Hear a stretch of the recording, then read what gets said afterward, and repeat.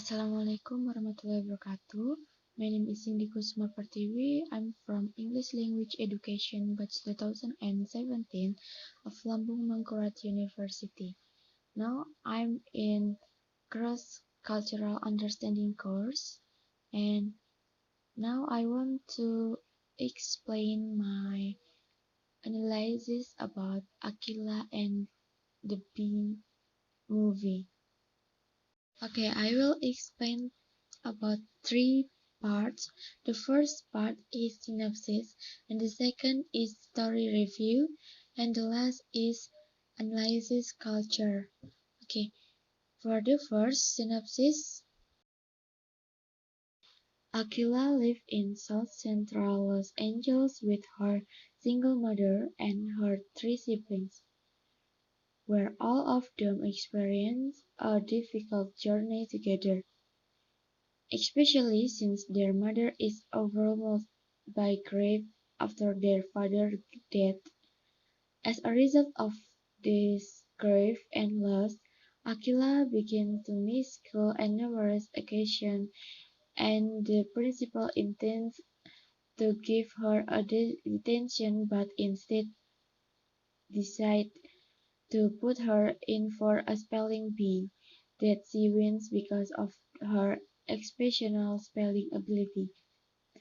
Akeelah is expected to request Dr. Lerby, the new English instructor at their school, to coach her as she anticipates participating in higher level spelling bee. Thus begins the receptions the relationship between mentee and mentor. Dr. Lerby is distinguished teacher and language scholars begin to evaluate Akeelah's potential. 11 years old, Akeelah is a standout and quickly draws wide applause as she campaigns over her spelling bee competition and continues to demonstrate strength, integrity, and resilience throughout her training and competition, while at the same time developing empathy for her classmates. However, Akeelah's tenacity wanes a bit as she begins to skip classes in order to lessen her reputation as a brainiac.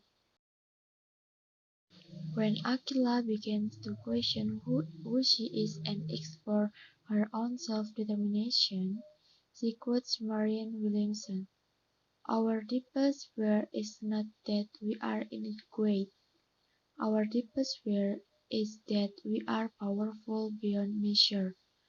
We ask ourselves, who am I to be brilliant, dangerous, talented, fabulous?" This dualistic view of how she sees herself in the midst of others who do not see her true talent is revealing and allows the audience to learn a bit about Akeelah's giftedness, introspection, and gift with words. Later, in a discussion with her mentor, Dr. Lerby, played by Lawrence Fishburne, she notes, "I'm naturally inquisitive," to which Dr. Lerby confirmed that sometimes this is synonymous with being considered obnoxious, again demonstrating Akeelah's critical thinking abilities. In addition to her natural capacity for explore and depth. Eventually, as one might expect, Akeelah makes it to the spelling bee finals, where her tenacity, endurance, and resilience come to a head with her opponents. Akeelah has already garnered some great exposure in her school and community, including making new friends that cross racial and socio-economic boundaries. Once late concert in South Central Los Angeles. But in spite of her adolescent developmental milestone and realization that she is fit to raise her own standards, even if her mother can assist her right now. Akeelah has the whole community rooting for her and assisting her, propelling her to win the national spelling bee in Washington, D.C. In the end, Dr. Larrabee goes back to work after a long sabbatical, and Akeelah's mother reconsiders pursuing the college degree she abandoned after feeling she couldn't make it after all of her losses. Additionally, her newfound friend named Dylan intentionally misspells a contest-winning word when he realizes Akeelah has thrown the contest in his favor. Shifts from a flat character to a more complex one allows us to see the intellectual growth and curiosity often synonymous with gifted students and eligibility for same. In the end, we are able to see Akeelah's more emotionally sophisticated self and evidence in more quiet. You know that feeling where everything feels right, where you don't have to worry about tomorrow or yesterday, where you feel safe and know you are doing the best you can. There is a word for that. It's called love.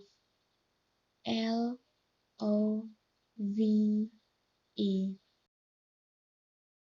And the second is story review. Akeelah demonstrated both verbal linguistics with her ability to utilize and memorize words, letters in phonemic sequence and understand how and in the way the meaning of this word takes shape in speech and expression. Akeelah also demonstrated inter and intrapersonal intelligence as she identifies her personal deficit that can potentially slow her down and her personal relationship with her mentor, and Dylan that transformed her into a more empathic and sensitive young scholar. Akeelah wrestled with poverty, living in high crime and residentially segregated community and practically raised and empowered herself since her mother was not able to provide her with emotional support. To this end, behaviorally, Akeelah represented aspects of all of the stage of development in the film, but most was industry versus inferiority as she made sense of who she was, a black girl from South Central Los Angeles, and then a regional spelling bee scholar with the same continuum of adolescent growth.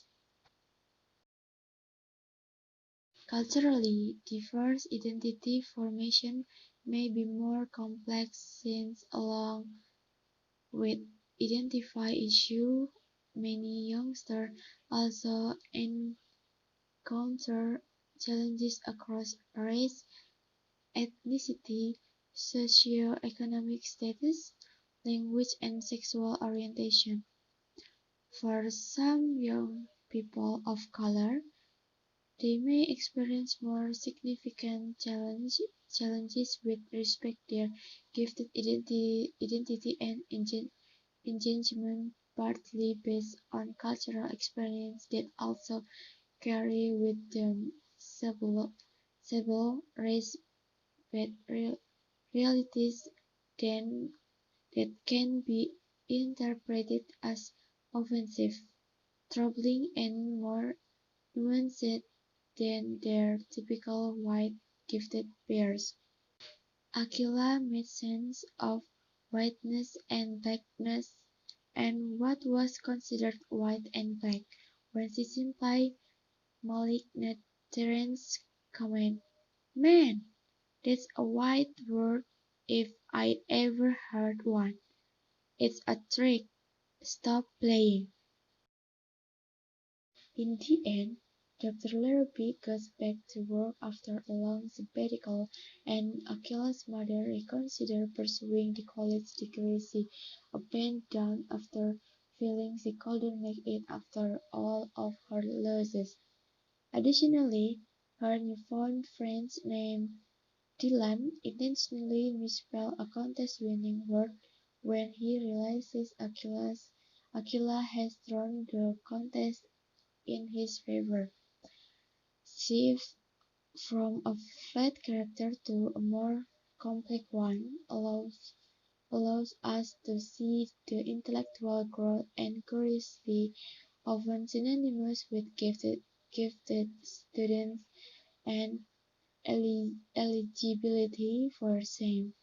In the end, we are able to see Akeelah's more emotionally sophisticated self and evidence in more quiet, that feeling where everything feels right, where you don't have to worry about tomorrow or yesterday, where you feel safe and know you are doing the best you can. There is a word for that. It's called love. Love.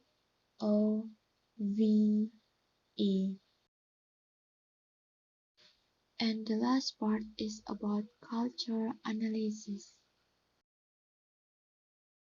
In the time 6 minutes past 34 seconds, Akeelah's friend said, "Hi Frank, we want you to talk about English homework.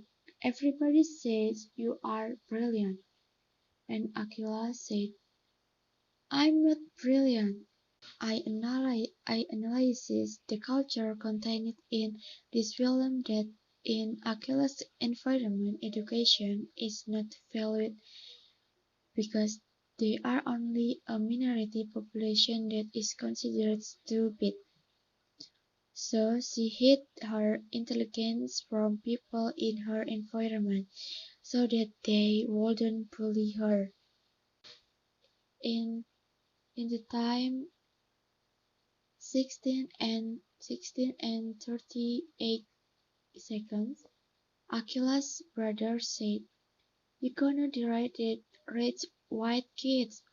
In their in their in their culture, there is a very striking racial differences between white people and black people, where white people oppress black people."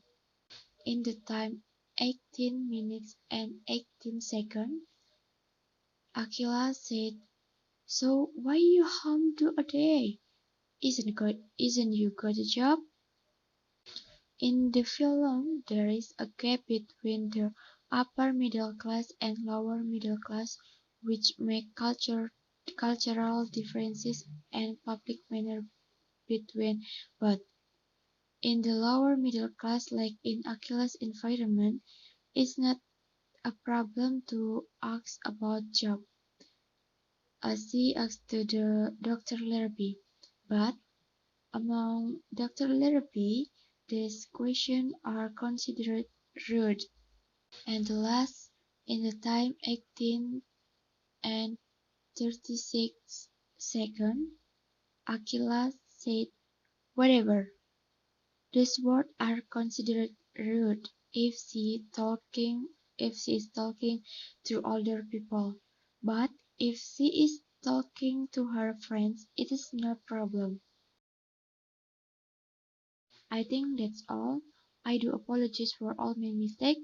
Thank you for watching. See you. Assalamualaikum warahmatullahi wabarakatuh.